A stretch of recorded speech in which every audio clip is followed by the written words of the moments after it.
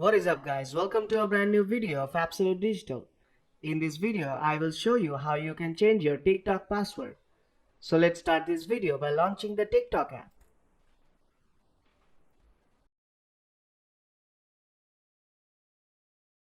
When the app is launched, you have to go to your profile by tapping on your profile icon on bottom right corner.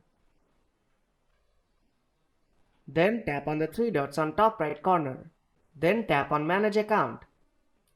Now, if you haven't already connected your phone number to your TikTok account, you have to do that right now. Otherwise, you will not be able to change your password. Since I have done it already, I'll just tap on password.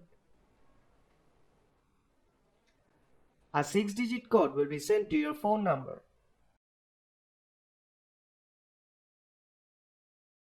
Now type in that code here.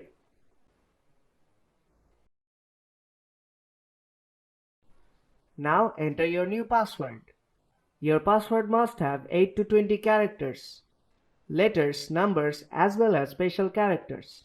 When you are done, tap next and your password will be changed. So if you find this video helpful, then do drop a like and make sure to subscribe for more tutorials. I will see you in the next one.